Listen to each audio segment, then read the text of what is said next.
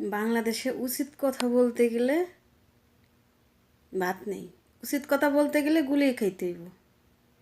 বাংলাদেশের পরিস্থিতি হলো এই, যারা চোর গুন্ডা হ্যাগের ভাত আছে, যারা রাজাকার তাদের সাথে শেখ হাসিনা হাত মিলায়, যারা রাজাকার তাদের সাথে শেখ হাসিনা হাত মিলাইতেছে।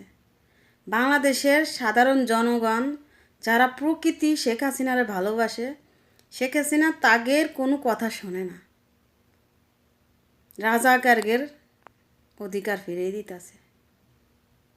হায় রে, আপনার বাপ জন্ম দিয়ে ভুল করছে। সে দেশটা স্বাধীন করার পরে বলছিল যে চোরের হাতে আমি দেশটা স্বাধীন করে দিলাম, আর সে কবরে শুয়ে সে এখন কইতাছে যে আমি রাজাকার জন্ম দিয়ে ভুল করছি, রাজাকারের হাতে আমি দেশটা